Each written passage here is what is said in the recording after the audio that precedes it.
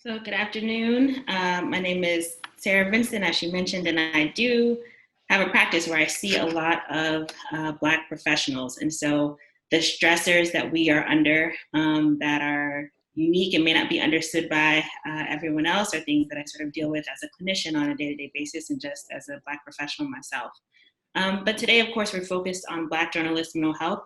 And so we're going to go through in broad strokes what mental health is, stress responses that are common, and when we should be concerned about it actually tipping into mental illness, coping and resilience, and then things that we can do now.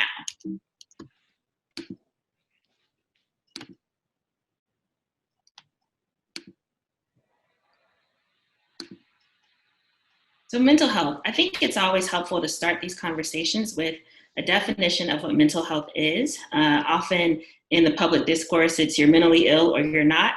But mental health is more than the absence of illness. And I like this definition by the World Health Organization that describes it as a state of well-being in which the individual realizes his or her own potential, realizes his or her own abilities, can cope with the normal stresses of life, can work productively and fruitfully, and is able to make a contribution to his or her community. And so that is the goal for everyone. Not just that we are not depressed or that we're not anxious or that we don't have a substance use disorder, but that we're actually coping and realizing our potential in our day-to-day lives. So when it comes to Black mental health, messaging is incredibly important, and this is just a brief illustration of why. Which doll is the black doll? And which one is the white doll? Which doll is the pretty doll? Which doll is the nice doll? Which doll is the bad doll? Which doll is the nice doll? Which doll is the bad doll? And why is that doll pretty? Because she's white and you have two eyes. Which doll is the ugly doll? Why is that doll ugly? Because he's black. Which doll looks most like you? Like me? Yeah, which one looks like you? And that one. Okay. That was a fairly recent recreation of the Clarkdale experiments. And as you saw, what they found in that original study, that there is this internalization that kids have early on about Black being associated with badness that you see. And I play that clip to a group of journalists because it really hammers home how important messaging is and images are, and how early we begin to take those in and what that means for our mental health. So if we go back to that definition about the ability to cope and the ability to contribute to your society, if you have these ideas that are negative, or if other people have these ideas that are negative about who you are just based on how you look, of course that's going to impact your ability to go through the world and realize your potential. The other thing I like to point out with that clip is that it's often shown with Black children, but when you do the same thing with white children, they also have those same associations of white with badness. So as we're thinking about the people we're interacting with in the workplace, the people we may report to, our coworkers, that those things have been internalized by them often at an early age as well. And so mental health, that general definition certainly applies, but then there are other layers of it that come with being a Black member in a society that gives messages that are so powerful that children make those associations really early on. And so we know that when it comes to racism, that has negative impacts on mental well-being, which I'm sure is not a surprise to anyone, but it's just worth naming that. And it can be whether it is experienced or perceived, that it can have a negative impact. And it can take many forms, interpersonal, societal, institutional, or things that have been internalized. And part of how that internalized racism can show up is imposter syndrome, this idea that the success that you have achieved isn't because you're talented, isn't because you worked hard. It's because everybody who's promoted you, everybody who's given you a chance, everybody who's given you a position has actually made a mistake, and that you're actually not qualified and skilled enough to be in that place. And this is something that we know affects Black people and women more than other groups of people. The other thing that you can face is that sometimes when you are in a field that doesn't have a lot of people who look like you, or that is run by a lot of white people in positions of power, that some may perceive you as not Black enough because you have to navigate these different spaces. And on the other hand, in some of these spaces, you may get feedback that you are too Black. And so there's this delicate balancing act that we're asked to navigate along with the job responsibilities of whatever your position is, but always having to decide, do I pick that up? Do I take that on? Do I leave that there? And sort of what does that mean for who I am as a Black person in this setting? Trauma, of course, and this has many layers from an intergenerational standpoint, but also from a current trauma standpoint. So we know, as recent events have made evident once again, that we're not in post-trauma when it comes to being Black in American society, that it is an ongoing issue. So when you look at racial trauma from a structural standpoint, we contend with that, but also when you look at studies of things like adverse childhood experiences, Black families bear a disproportionate burden of those, in no small part because of some of the structural racism that they experience as well. Family roles and obligations, and then depending on what your background is, there may also be the added pressure of being the one who made it and people looking to you in a way that extended family members may not be looking to your white colleagues. That can be an additional source of pressure that other people may not understand. So when thinking about journalist mental health,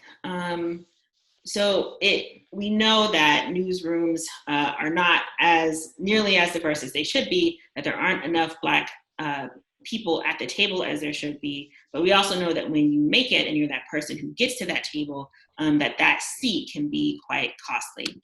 And some of the cost of those opportunities, and first I wanted to start with vicarious trauma. So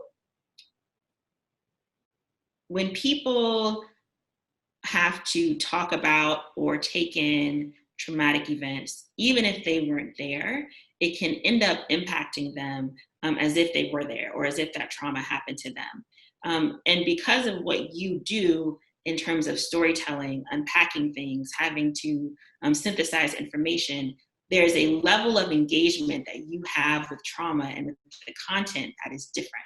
And that level of engagement exposes you to that content in a different way, and introduces a vulnerability to it having an emotional impact on you.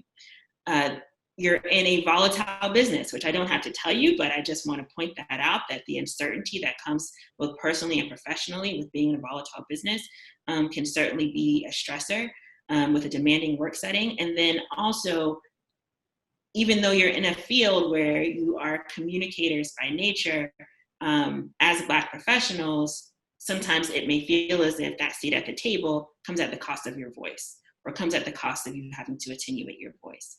And that can be really stressful too.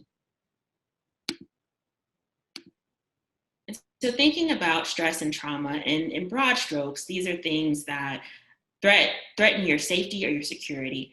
And it's important to point out that there's no universal response, but these are some common ways that people may react. It does increase your risk of mental illness. It doesn't mean that you're necessarily going to have it, but we do know it makes you more vulnerable to that, particularly if there's any sort of family history or genetic vulnerability. And that chronic stress in general is incompatible with health. And that's not just mental health, but your physical health as well. So common reactions, things like sadness, fear, worry, anxiety, hopelessness, irritability, muscle pain, headaches, decreased energy, appetite changes, maladaptive coping, sleep impacts, concentration problems, and indecision are all things that you may find yourself experiencing when you're under stress. And on the maladaptive coping, just wanted to point out that this can include anything that you use to cope that on the long run isn't good for you. So we all cope. It's a matter of whether we cope in an adaptive way or a maladaptive way. And sometimes when our adaptive coping mechanisms get overwhelmed, or when we don't have them anymore, like for instance, if you're sheltering in place and you can't go to the gym anymore or go to the restaurant, then we can fall into that maladaptive coping. So when you start to have greater severity of these issues, or they hang around longer, then you want to think about, is this a mental illness? And so some things that could be key indicators, or if the symptoms persist. So if that sadness continues throughout the day or throughout the week or for weeks at a time. If your mood or those symptoms don't respond to the things that you normally do to help you, that could be a sign. Decreased functioning is a big one, and this could be at work or personally. A lot of times when we take pride in what we do, work may be the very last thing to go. So just because you're doing okay at work doesn't mean that you're doing okay. If there are changes in your relationships and in how you're feeling on a day in, day out, or if you're starting to have thoughts of ending your life, those are all red flags that this has gone beyond a stress response and maybe going into mental illness. So when it comes to coping and resilience, we know that there are things that are really helpful, even if we are under stress. And the reality is we are going to be under stress for some time. So it's important to be intentional with these things. So connection is really important. And this speaks to the importance of professional organizations that include people of color who understand the stressors that you're under, both as a Black person and as a journalist. Validation, so being around people who understand your experiences, having a positive racial identity, so one that is not driven by the predominant narrative about who you are as a person of color, but one that is based in the reality of your history and who you are. Movement, so exercise we know has great impact when it comes to your mental well-being. It can be protective around mood and anxiety disorders. And we know that it also helps your physical well-being and your brain functioning. So incorporating that, protecting your sleep, relishing your wins, and pace. So the reality is there will always be another deadline. There will always be another story. There will always be another crisis. And so it's important that you, as the valuable assets to society that you are, guard against burnout. And part of doing that is understanding that this is something we're going to have to do for the long haul. So pacing yourself in that process. And then the last thing on the list is your thing, because in my experience, most people know what they need to do in order to be mentally healthy, or they have some idea of what helps them feel better. They just haven't convinced themselves to prioritize that thing. So whatever that is for you, prioritizing that. So the time is now. And I'll end with a quote by Audre Lorde: "Caring for myself is not self-indulgence, it is self-preservation, and that is an act of political warfare." We know that you are writing the headlines, but we need you to continue to be on the front lines. And the only way that is possible is if you look out for yourselves as well.